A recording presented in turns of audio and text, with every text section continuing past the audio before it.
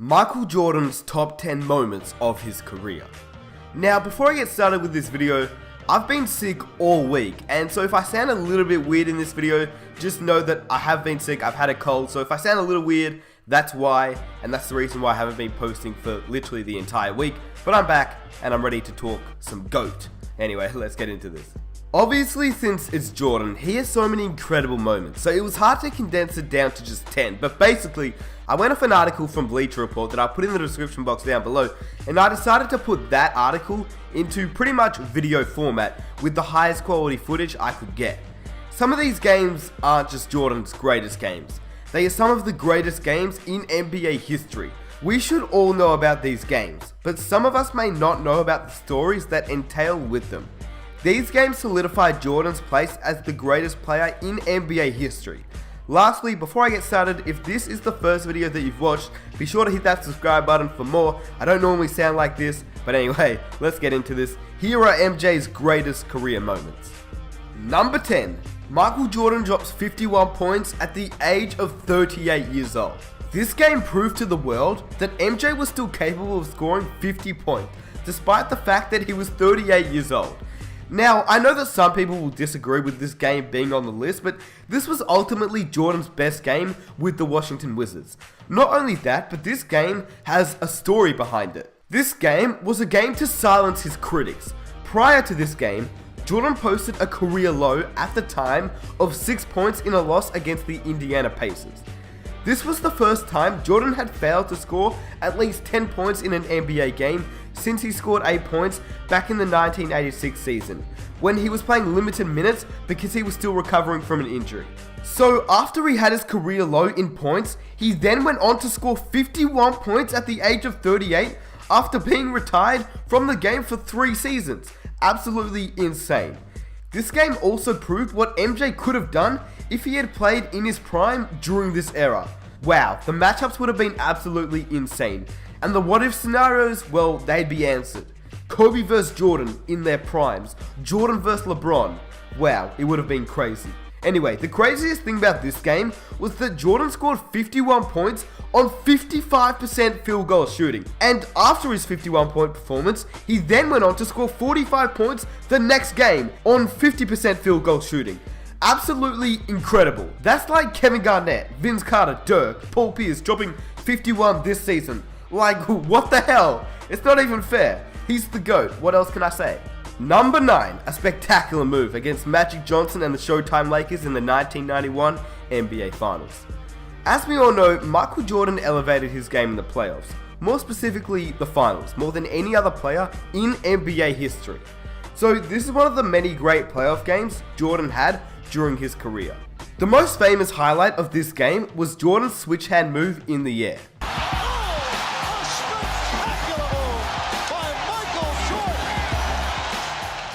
But that amazing move wasn't the only reason why this game is so great. This was game 2 of the 1991 NBA Finals, and the Bulls had lost game 1. So this game was crucial for them. Otherwise, they would have gone down 0-2 heading to LA. Jordan's performance was so great, one of his greatest performances ever in fact. He scored 33 points and recorded 7 rebounds, 13 assists, 2 steals, and 1 block. That was a great all-around game by Jordan. He also had an amazing shooting performance as he shot 83.3% from the field, which is absolutely insane. That means he took 18 shots and made 15 of them, which is absolutely ridiculous. This was the game in which he also made 13 consecutive field goals. This is an NBA record, and this is not even his best finals game, which is just ridiculous in my opinion. Number 8. The Shrug in the 1992 NBA Finals. We have here another great finals performance. This game was important because it proved that Jordan had no real weaknesses. We all know that Jordan wasn't a great 3-point shooter, but to his credit, I must say that at the time that Jordan played, 3-point shooting wasn't all that big. And well, he didn't really care about shooting from 3-point range. To be honest, it's Jordan. If he wanted to shoot threes, he probably would have been able to. But this was the game where Jordan would answer the world and show that he could shoot threes, because when the Bulls wanted him to shoot threes and make them, he would do it. This is yet another game in which Jordan posted an NBA record. In fact, Jordan posted not one NBA record, but 2. He scored 35 points alone in the first half and he made 6 3-pointers during the stretch. His 6 3-pointers record would eventually be broken by Ray Allen, but his 35 first half points is still an NBA record. Jordan finished the night with 39 points, 3 rebounds, 11 assists, and 2 steals, while shooting 59% from the field in just 34 minutes. We all know about this game, it's the shrug, but the fact that he answered all the people that said he couldn't shoot is just a testament to how good he was. Number 7, the double nickel against the New York Knicks. Jordan always saved his best for the New York Knicks. He loved playing against Starks, he loved playing against Ewing, and he loved beating Pat Riley. He's had great performances against this team, but this was by far the best one. We saw earlier that Jordan had a great game despite the fact that he was old and rusty. Well, that was not the first game he had done that. This game was Jordan's 5th game after being away from the game for 21 months. It also was a game on the road, in New York. The Knicks were the 2nd seed in the East, so this was a good and tough matchup.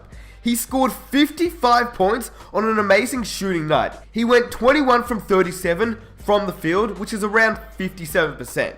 I mean, who scores 55 points on 57% shooting in a 5th game on the road against a good team after being away for so long? Only Jordan can do that. Number 6, the shot against the Cleveland Cavaliers in the 1989 Eastern Conference Finals. Not much to say on this moment. We all know what happens. We all know this game from the famous buzzer beater Jordan had over Craig Elo to eliminate the Cleveland Cavaliers in the first round. It was a road game, and Jordan had a great all-around performance. He scored 44 points, shooting 53% from the field, and added 9 rebounds and 6 assists. But we know this game as the shot, and it's one of Jordan's finest moments. The inbounds pass comes into Jordan. Here's Michael at the foul line. A shot on Elo. Good! The Bulls win it! They win it! Number 5, the showdown during the 1993 NBA Finals. This is one of the greatest finals performances in NBA history. Jordan scored 55 points, which tied the 2nd most points scored in an NBA Finals. Jordan did what he did best, attack the basket. The Suns with their superstar Charles Barkley just couldn't stop him. Jordan helped the Bulls win this game and put the Suns in the 3-1 hole. He would add 8 rebounds and 4 assists to his amazing scoring performance. Unfortunately for Charles Barkley, Michael Jordan was probably the main reason why he never got a ring, which is quite sad, but that just shows Jordan's greatness. Number 4, 69 points against Cleveland. Michael Jordan seriously loves playing up against Cleveland. Surprisingly, no, this isn't an NBA Finals game or even a playoffs game, but a game where you almost drop 70 points doesn't go unnoticed. This was Jordan's career high in points. It was a road game against the tough and talented Cleveland Cavaliers. And some will use the overtime excuse to diminish this achievement, but scoring 69 points in a close game is much harder than scoring 69 points when your team is winning by double digits. Jordan finished the night with 69 points, shooting 62% from the field, 18 rebounds, 6 assists, 4 steals, and 1 block. It's certainly one of the greatest all-around performances in NBA history. And this was Jordan's career high in points, like I said, so this is definitely worthy of the number 4 spot. It still amazes me how Kobe and Jordan could score this many points in the era that they were playing in. It's just incredible. Anyway, let's get on to number 3. Number 3, the flu game. This performance is arguably Jordan's greatest performance ever. A Game 5 is crucial in the best of 7 final series when the series is tied at 2 games apiece, since the winner of that game would be 1 win away from the championship. The Game 5 winner in the NBA Finals ends up winning the series most of the time. The momentum was on the side of the Utah Jazz, and it didn't make things easier for the Bulls playing on the road. But this was not the biggest problem the Bulls had. Jordan was diagnosed with a stomach virus. Just by watching the game, one could see how sick and fatigued Jordan was feeling that night. But this flu wasn't going to stop Jordan. He knew the importance of this game, so he was playing against all odds. The Jazz though, they took an early 16-point lead, and at first it would seem like the Bulls would never recover from that deficit, and it seemed almost impossible, but they did, thanks to Jordan. He scored 17 points in the second quarter alone to cut the lead to just 4. Then, with less than a minute to go in the fourth quarter, the game was tied. And then, MJ just did what he does best. Jordan hit a 3-point shot to give his team the lead. the Bulls would win the game, heading back to Chicago with a 3-2 series lead, thanks to Jordan's heroic efforts. Jordan finished the night with 38 points on 48% field goal shooting to go along with 7 rebounds, 5 assists, 3 steals, 1 block, and 44 minutes played, including 15 points in the fourth quarter, and the game winner. Number 2, Jordan dropped 63 points on Larry Bird. This could easily be the greatest game in Jordan's career. Jordan scored 63 points in a double overtime playoff game against the Boston Celtics, who at that time were at the peak of their power. This is still an NBA record for the most points scored in a playoff game. But what makes this game so great is more than that. Let's start off with the competition. Now, one thing about Jordan is that he saved his best for the best. The 1985-86 Boston Celtics team is one of the best teams in NBA history. This team had a 67-15 record, including a 40-1 record at home. It featured 5 Hall of Fame players: Larry Bird, Kevin McHale, Robert Parrish, Dennis Johnson, and Bill Walton. Bill Walton was obviously past his prime, but he was still an MVP at one point. Yeah, well, those were before the injuries. Anyway, the team was 3rd in the offensive rating and 1st in defensive rating. Scoring 63 points against a team like that is no easy task, especially when one of those players, Dennis Johnson, made the all-defensive team multiple times. And Larry Bird was actually an underrated defender as well. But this was even more difficult because it was just Jordan's 2nd season. To give you an idea, that's like D'Angelo Russell or someone like him dropping 63 points on the Golden State Warriors and on Kevin Durant next season. Just absolutely insane. Obviously, D'Angelo's not going to do that. He's not as good as Jordan. He's just a snitch. Just kidding. I'm kidding. But like I said, this was Jordan's 2nd season in the league. Not only that, but he missed 64 games and he still had one of the greatest games in NBA history. He also added 5 rebounds, 6 assists, 3 steals, and 2 blocks. What makes this scoring performance even more impressive is the fact that Jordan didn't even have a single 3-point shot. Like, 63 points is crazy, but he didn't shoot one 3-point shot. What the hell? Insane. And number 1, the last shot in the 1998 NBA Finals. Let's just set the scenario for those that don't know, which I'm pretty sure you all should know, but if you don't, the Bulls entered the game with a 3-2 series lead over the Utah Jazz. But Game 6 was in Utah, not in Chicago. A 7th game would have been played in Utah as well.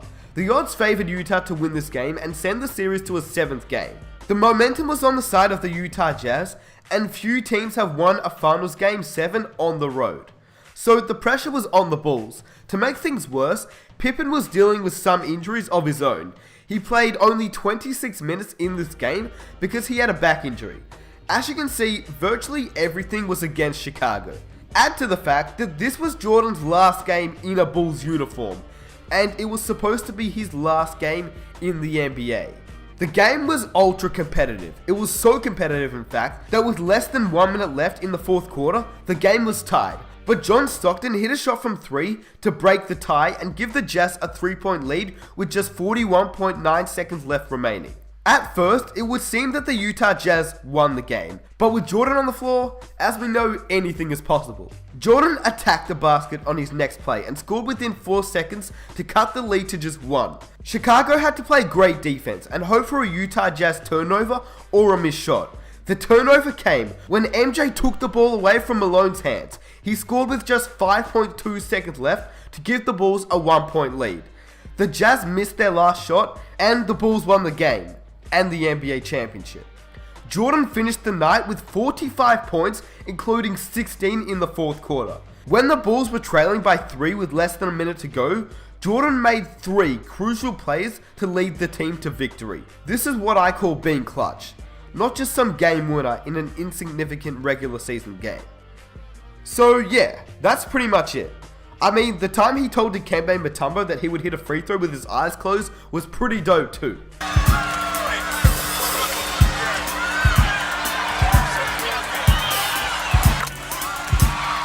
If you guys enjoyed this video, I'd really appreciate it if you could hit that subscribe button. I make a whole bunch of videos just like this one, a whole bunch of what ifs and NBA scenarios, so definitely hit that subscribe button for more. I released a Stephen Curry what if video that I'll drop in the description box down below, so definitely check it out. And if you guys have any other moments that you think deserve to be on this list, let me know down below in the comment section. If you enjoyed this video and you'd want to watch more videos just like this, definitely be sure to hit that subscribe button and drop a like on this video. It would mean the world to me.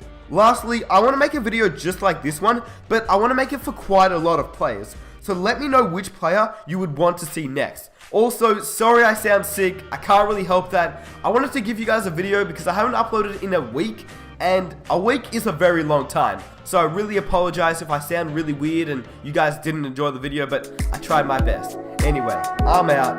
Peace. In 3 college seasons, the Warriors repeatedly said how excited they are to have Stephen Curry, but the media was more fired up about published reports of a swap that would send Curry to Phoenix for Amari Stoudemire.